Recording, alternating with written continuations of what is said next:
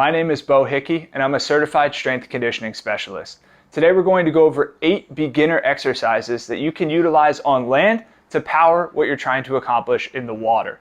These exercises are great if you have any sort of limitations, previous injuries, or you just don't have that much experience with dry land exercises. If you're looking for something a little bit more advanced, feel free to click that link below and you'll be able to see some advanced variations of these same movements. These movements are great for helping you build strength, prevent injuries, manage your lean body mass, and just help what you're trying to accomplish in the water. Help make that experience more effective and easier and on the path to your ultimate goals for what you're trying to accomplish.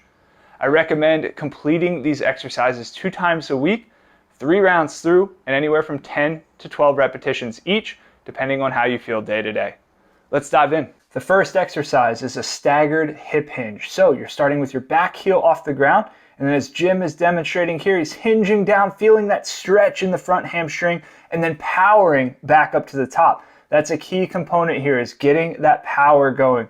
Think of this as your push off the wall, push off your starts. So hinging down, feeling that stretch in the hamstring, powering back up to the top. Slowing it down here just a little bit for you so you can see how that low back stays in control, that hamstring engages, and then boom, powering back up. One more time here for you, keeping that back heel off the ground, hinging down with that control. Once you hit that bottom position, think about driving back up to the top quickly and with control.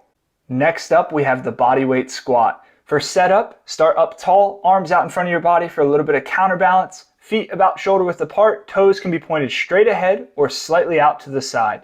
Then, as Jim is doing here, we're lowering down nice and controlled, minimizing any sort of knee shake, controlling low back position, and keeping your chest up nice and proud.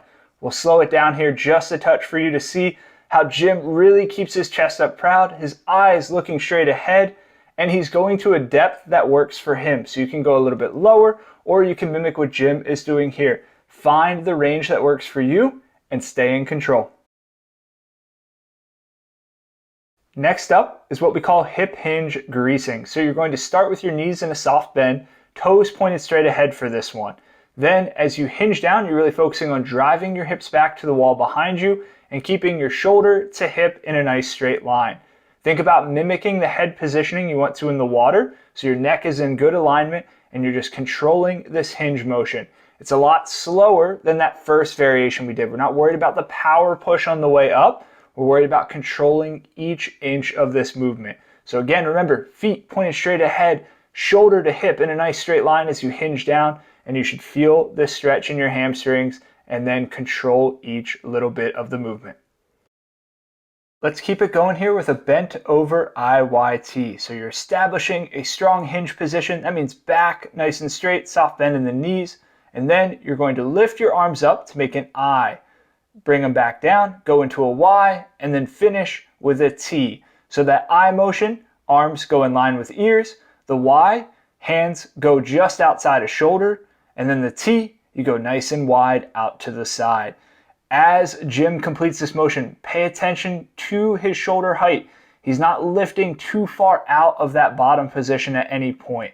We shouldn't see a huge change in this hinge position, so you shouldn't start standing up more as you complete the reps. Focus on keeping that hinge, moving with control, making your I, then your Y, and finishing with the T. Let's keep giving your shoulders some love with this next one. This is called a prone floor angel. So you'll be down on the ground. Think about engaging your toes with the floor as Jim has them here, not just resting flat on the floor. Then I'm looking for full extension overhead, big reach of the arms overhead, getting those arms in line with ears. And then as you pull back, really get those shoulder blades to drive toward the middle of your body. Try to get as much movement out of your shoulder blades as you can. So when you reach, those shoulder blades start to separate away from the middle of the body. And then as you pull back, you're driving them toward the middle of your body. Keep your eyes looking down, thinking about the head position you want to mimic in the water. Now let's build into your horizontal press here with an elevated push-up. So you can use a bench, box, anything you need to be in an elevated position. Then I'm looking for head to heel in a nice straight line.